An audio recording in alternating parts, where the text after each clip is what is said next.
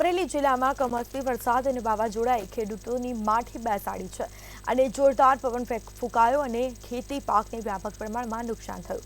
કેટલીક નુકસાન થયું છે, હકીકત કેવી છે, સાથે ખેડૂતોની વેદના સાંભળીએ. મંતવ્ય ન્યૂઝ પહોંચ્યું હતું ગ્રાઉન્ડ ઝીરો રિપોર્ટ પર. જોઈએ અમારા ખાસ વિશેષ અહેવાલ પર. અમરેલી જિલ્લાના મોટાભાગના વિસ્તારમાં હવામાન વિભાગની આગાહી મુજબ કમોસમી વરસાદ પડ્યો હતો. ગત રાત્રે વાવાઝોડા તથા વીજળી અને વરસાદે અનેક ખેડૂતોની કમર ભાંગી નાખી.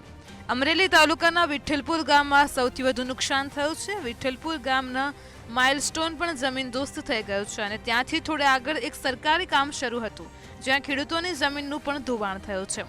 સરકારી કામનું સિમેન્ટ કપચી મિક્સ કરવાનું મિલર પણ પાણીમાં તણાઈ ગયું હતું. હવામાન વિભાગની જે આગાહી હતી એ પ્રમાણે ગત દિવસે અમરેલી જિલ્લાની અંદર વાતાવરણમાં પલટો આવ્યો હતો અને એ વાતાવરણમાં પલટો આવતા ભારે પવન અને વરસાદ, કમોસમી જે વરસાદ વરસ્યો છે, જેને લઈને ખેડૂતોને ક્યાંક ને ક્યાંક નુકસાનીઓ જોવા મળી છે. ત્યારે આપણે અમરેલી જિલ્લાનું જે આ વિઠ્ઠલપુર ખંભાળિયા ગામ છે તે ઘટના સ્થળે જ પહોંચ્યા છીએ. અહીંયા જે ખેડૂતોના જે ખેતરો છે એ ખેતરોને ધોવાઈ ગયા છે. હાલમાં જો ખેડૂતોના ખેતરો જો ધોવાઈ ગયા હોય તો ખેડૂતોના જે વાવેલા જે પાક છે એ પાક પણ નષ્ટ થયા હોવાના દ્રશ્યો અહીં જોવા મળી રહ્યા છે. પરેશ પરમાર, મંતવ્ય ન્યૂઝ, અમરેલી. મંતવ્ય ન્યૂઝ ત્યાંથી આગળ ગામમાં પહોંચ્યું અને ખેડૂતોની સાથે સીધી નુકસાનીની વેદના જાણી. તો ખાસ કરીને તલના પાક, બાજરી, ડુંગળીના પાકોને વ્યાપક પ્રમાણમાં નુકસાન થયું છે. તલનો પાક તૈયાર થઈ ગયો હતો, પરંતુ આ તમામ તલનો પાક પલળી ગયો છે અને જેથી હવે ખેડૂતોના હાથમાં કંઈ આવશે નહીં. ત્યારે આવો સાંભળીએ ખેડૂતોની પરિસ્થિતિની વેદના. અમરેલી જિલ્લાનું અને અમરેલી જિલ્લા તાલુકાનું જે વિઠ્ઠલપુર ખંભાળિયા ગામ છે, ત્યારે મંતવ્ય ન્યૂઝની ટીમ ત્યાં પહોંચી છે અને અહીં જે વરસાદ ગત દિવસે જે પડ્યો છે, કમોસમી વરસાદ, જે ખેડૂતોને નુકસાની થઈ છે કે શું છે પરિસ્થિતિ, આપણે અહીંના જે સ્થાનિક લોકો બેઠા છે એમની સાથે જ આપણે વાત કરવાના પ્રયાસ કરશું અને કઈ રીતનું કાલના જે દ્રશ્યો સર્જાયા હતા, શું છે એમનો ચિતાર જાણશું. શું કહેશો, ગત દિવસે જે વરસાદ પડ્યો છે, કમોસમી વરસાદ પડ્યો છે, ખેડૂતોને ખેતરોની શું હાલત છે? ખેતરોની હાલત તો ખરાબ જ છે અત્યારે, અને રસ્તા બસ્તા બધું બંધ થઈ ગયું છે, ઝાડવા બધા આડા પડી ગયા છે અને ગામમાં ઘણું નુકસાન છે. નળિયા બળિયા બધું ઉસકી ગયું છે, કોઈના માળા ઉસકીને બીજાના ઘર માથે પડી ગયા છે, એમાં ઘણી નુકસાની છે. સોલાર ઘણા ઉડી ગયા છે, લીમડા ને 2-3 પોલ પડી ગયા છે, જીએબી ના તાર તૂટી ગયા છે, કેબલ તૂટી ગયા છે, ઘણી નુકસાની છે.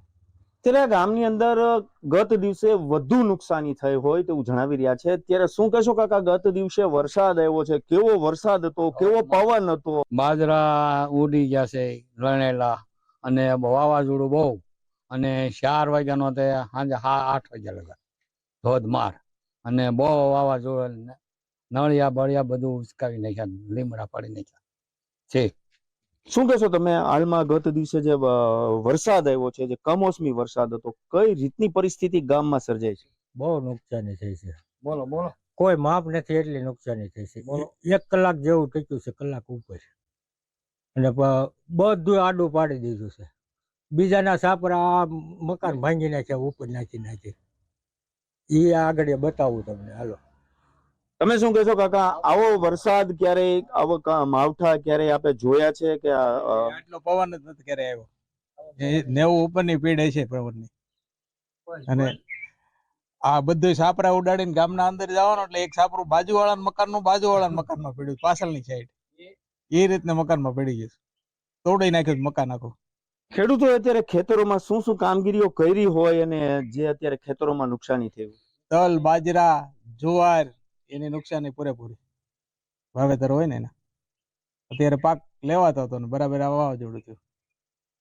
ત્યારે આ હતા અમરેલી તાલુકાનું જે વિઠ્ઠલપુર ખંભાળિયા ગામ છે, ત્યાંના જે ખેડૂતો છે અને જણાવી રહ્યા છે કે ગત દિવસે જે વાવાઝોડું છે, કમોસમી વરસાદ થયો છે, ત્યારે ખેતરો તો ધોવાઈ જ ગયા છે, ખેડૂતોના પાકને તો નુકસાની થઈ છે, મુખમાં આવેલો જે કોળિયો હતો એ છીનવાઈ ગયો છે, પરંતુ જે નાના મકાનો હતા, જે પતરાઓ હતા, એ ઉડીને બાજુના મકાનોમાં પડી ગયા છે, તેવી પણ સ્થિતિઓ અહીંયા જોવા મળી રહી છે. પરેશ પરમાર, મંતવ્ય ન્યૂઝ, અમરેલી. અમરેલી જિલ્લામાં આજે બીજા દિવસે પણ ખેડૂતોના ખેતરો પાણીથી તરબોળ જોવા મળી રહ્યા છે અને આ જ કારણે તાલુકા ભાજપ પ્રમુખે મુખ્યમંત્રીને યોગ્ય વળતર માટે પત્ર લખીને રજૂઆત કરી છે. એટલે ગામની અંદર મોટામાં મોટું નુકસાન છે. ગામની અંદર એક ગ્રામ પંચાયતનું રોડનું કામ ચાલતું હતું, એક મિલર અને તેમનો સિમેન્ટ, રેતી, કપસી તે પણ તણાઈ ગયેલા છે. એટલું બધું ગામની અંદર પણ પાણી હતું. અને ખેડૂતોના ખેતરની અંદર હાલ બાજરી, જુવાર, તલ અને ડુંગળીના પાક ઊભા છે તે સંપૂર્ણ નાશ પામેલ છે અને ખેડૂતોની જમીનનું પણ મોટું ધોવાણ થયેલ છે. તો ગુજરાત સરકારને મેં પણ આજે પત્ર લખી અને જાણ. રાત્રે 2 ઇંચ જેટલો વરસાદ પડ્યો, જોરદાર પવન ફૂંકાયો અને ખેડૂતોને પારાવાર નુકસાન થયું છે. ખેડૂતો સરકાર પાસે વળતરની માંગણી પણ કરી રહ્યા છે. વિઠ્ઠલપુર પંથકમાં મકાનો તો ઠીક, મકાનના પંખાઓની સ્થિતિ પણ બદતર થયેલી જણાઈ રહી છે. હવે સરકાર શું નિર્ણય કરશે એ સમય જ બતાવશે. પરેશ પરમાર, મંતવ્ય ન્યૂઝ, અમરેલી.